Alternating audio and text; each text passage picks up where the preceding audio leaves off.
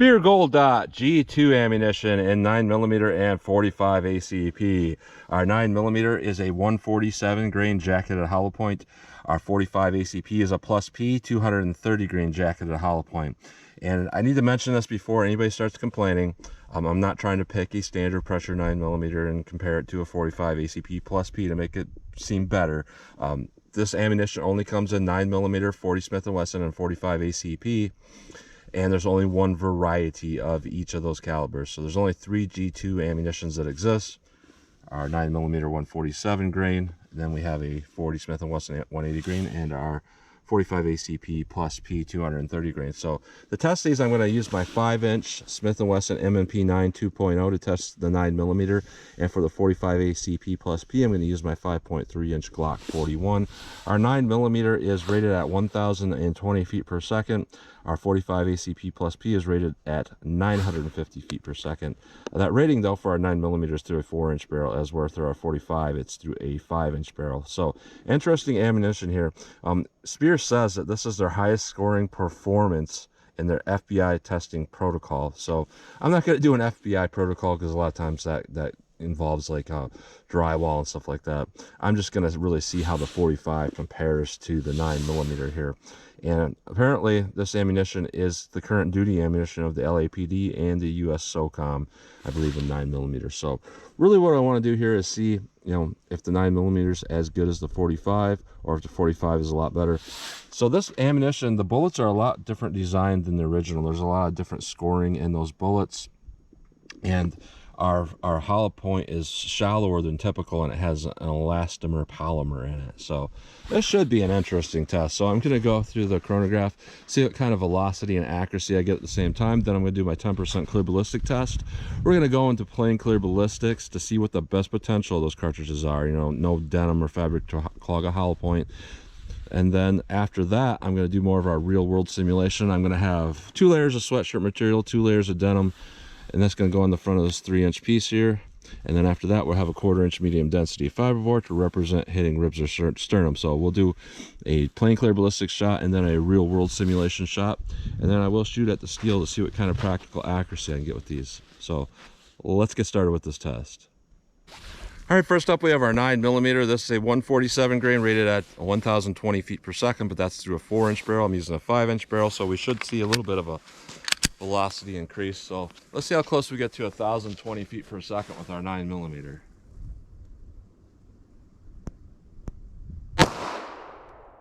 (1,041), 1,029, 1,004, 1,034, 1,014. So we really did not see any velocity gain going through to a 1-inch longer barrel. 45 ACP, this is a 5.3-inch barrel. It is rated through an even 5-inch barrel, so we should get about rated velocity. So we're rated at 950 feet per second with our 45 ACP. Let's see what we actually get here.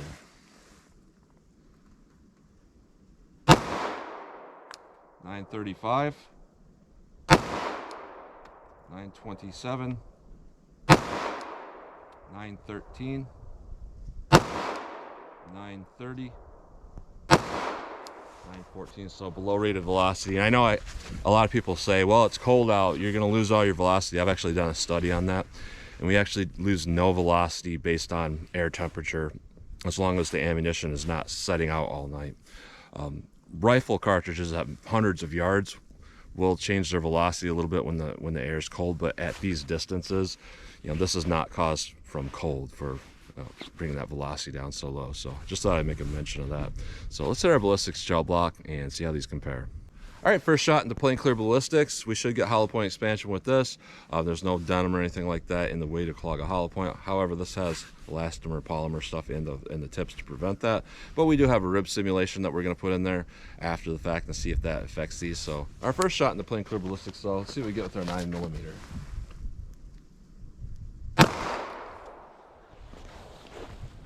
All right, let's hit that with our 45 ACP +P.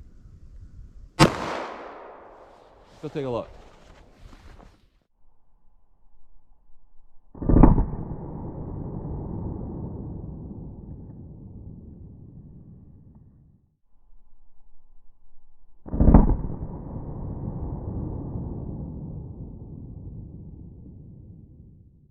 All right, so we had pretty similar performance overall. It looks like they really got that design down, because there's not a big difference in what am seeing with tearing and energy dump and all of that, and penetration as well. We have a little bit more energy dump with our 45 ACP versus our 9mm, so 45 on top. That's to be expected as a bigger bullet, but you know, the size of our tracks here look very similar between both of them. Our 45 might be just a tad bigger, but really overall they look about the same, to be honest here. Our 9mm, we're looking at a penetration of 17 inches, and our 45 ACP, we might call that 16 3/4 inches. There's just a slight difference there, but you know, good expansion with both of them. Really deep straight line penetration. That's really good. Let's put on our fabric, put in our rib simulation, see how they compare more of our real world simulation. All right, 2 layers of sweatshirt material, 2 layers of denim, 3 inches of clear ballistics, a 1/4 inch of medium density fiberboard to represent hedging ribs or sternum, our real world simulation. Let's see what our 9mm does. All right, let me set that back up, make sure everything's lined up, and then hit it with the 45 ACP. All right, 45 ACP plus P, our real world simulation. Let's see what this does. Let's go take a look.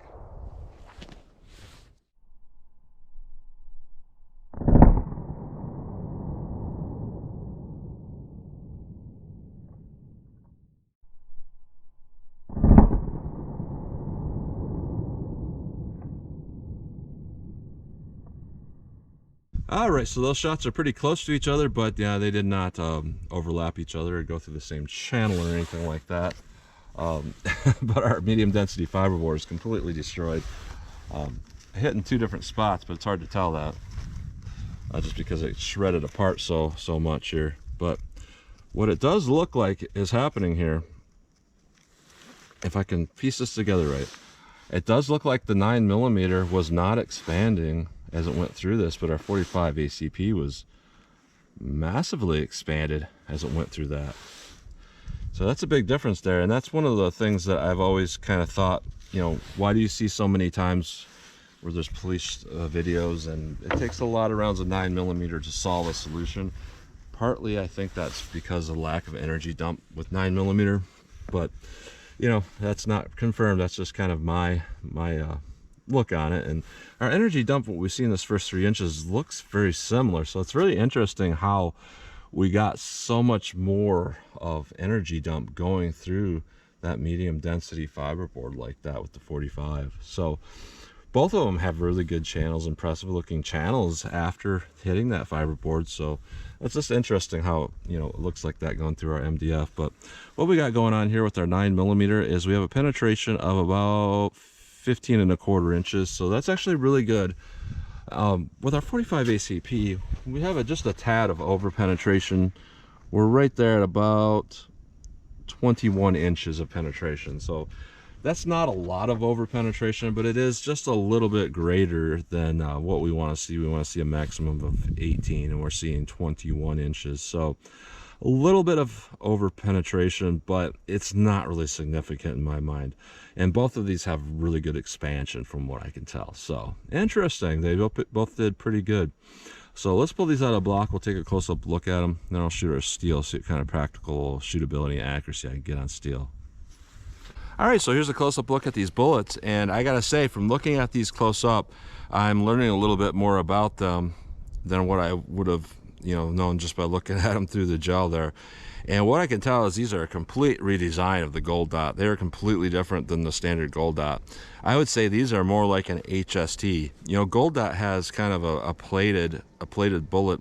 And, you know, especially when you go through a fabric and MDF, they seem to like not expand out really big because the petals, there's not really sharp petals there because there's not a lot of copper there. It's not like a true jacket. From what I can tell with these do look like they have a true jacket, not just a regular plating. So it looks like they beefed up their petal design to be more comparable to an HST from what I'm seeing here. So our plain gel shot here is our gold dot G2 9mm. Pretty good expansion. But our 45 ACP, I mean, this is very impressive. This looks like a Federal HST. even though it is a gold dot. And you can see right there, they do have a cantilever around that bullet base. And if this were just a standard gold dot, that really wouldn't need to be there, because it's a electroplating process that puts a whole bunch of plating on it. So it is truly bonded there, you know. But this right here is not, doesn't look like it's technically bonded. It looks like it's mechanically banded and bonded, like an HST, having that core locked on there with that cantilever on the bottom there. So I would say this is a lot better than our standard gold dot. Now going through our fabric and our MDF, things changed up quite a bit here. Our 9mm, this is very typical for like a Federal punch. You know, we just didn't get those petals to peel back. I mean, that's good performance. We had really big expansion, but you know, it's just not completely consistent. You know, the petals are sticking straight out on one side, peeled a little bit on the other side. I'd like to see a little bit more consistency there, but honestly, that's not bad overall. Our 45 ACP is a lot more consistent. This is typical of, again, an HST going through fabric and MDF, where those petals will peel back a little bit more. So yeah, I think honestly the G2 is kind of to compete against the HST. So it looks like a little bit better than our standard gold dot. I would trust this stuff to stop threats better than the standard gold dot. And the standard gold dot's good, especially when you go in smaller calibers, because that electroplating type jacket they got going on there, it will expand at a little bit lower velocities. So that's why they got, you know, 38 special 380 and stuff like that. It's good. It's good in those. But when you got the power to do it, it's always good to go to a real jacket, because you're going to have a little bit more effect of a cartridge and a little bit better bullet. So they did that here. So that's a close-up look at those overall.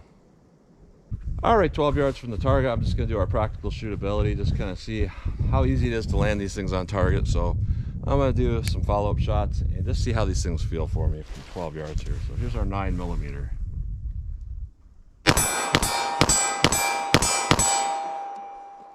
Very easy to shoot. 45 ACP+P. That, you know, it hits a lot harder, but I'm gonna be honest here, this is like a lot more felt recoil and harder to control than that 9mm. You know, a lot more. That's where, when you're talking about like standard pressure 45 ACP, it's not a lot more recoil than a 9mm, but when you go to the +P and a 230 grain, it is a lot more recoil than a 9mm. So let me back it up and see how these things continue to shoot for me.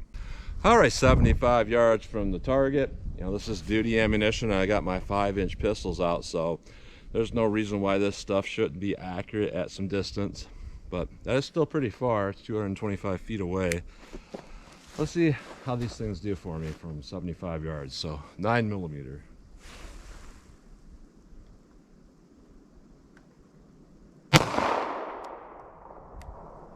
Huh.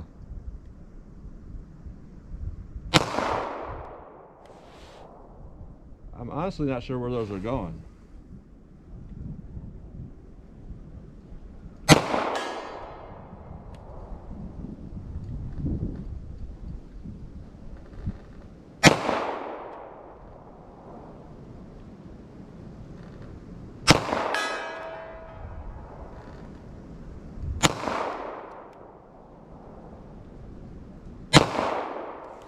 I'm usually pretty good with ammo with this 9mm from this distance. You know, I know first-time viewers are going to be like, well, duh, you missed all those, but my M&P 9 5-inch, there's a lot of times where I've hit every shot from here with different ammo. So I guess my gun just doesn't like that, or it's not accurate at distance. So let's see how I can do here with our 45 ACP+P.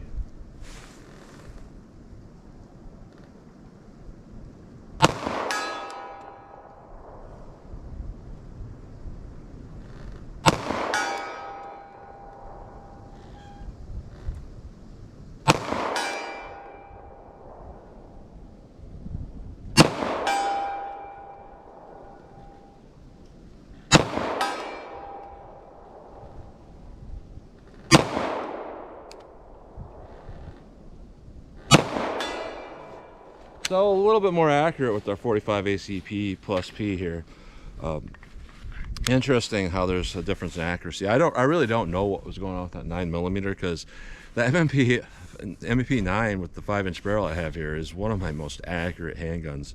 Very easy to place rounds at distance, so I'm not even really sure where those rounds were going that I didn't hit, but it's just very odd for me to miss with that. So, you know, looking at that, it's kind of like, well, that's just odd. Now with our 45 ACP+P, honestly though, there's a lot of recoil in this. I'm not even sure if they really needed to go to a plus P. If you might have noticed when I was doing one of those clear ballistic shots, I had a limp wrist malfunction in this because I just wasn't expecting, you know, that to happen. But I realized very quickly that there's a lot more recoil than typical in this light little pistol. You know, that'll start happening on this pistol because it's a Glock 41. It's pretty light, so I had to grip it a little bit tighter from then on out. That's generally not an issue with standard pressure ammo. I pretty much never get malfunctions with standard pressure ammo in this, but I do when I start getting up there to 230 grain plus Ps. So looking at this ammunition here, you know, I like the 45 ACP. I like that they're putting that technology into this, and I would say overall it probably is a more effective cartridge. We had a little bit more damage going on in our ballistics gel shot, and we had a lot more energy dump, you know, before it hit that rib simulation. So if I had to take a guess here, I would say that this 45 ACP would probably stop a threat extraordinarily fast, as where the 9mm might not so much. It didn't have that much energy. But when we look at just our ballistics gel and the penetration we got, and you know, the expansion, we had good expansion. Our 9mm, as far as protocol goes, did about as well as the 45 ACP, but I have that gut feeling that the 45 ACP would just be a lot more effective. And it was a little more consistent for me for longer range accuracy. So interesting ammunition overall. It's not bad ammunition. I'm not really sure that it's significantly better than the standard gold dot, but you know, the pedals did look like they expanded pretty well compared to a normal gold dot. So interesting. So you guys could tell me what you think. So that's what you get today. So as always, comment, share, and like, and thanks for watching.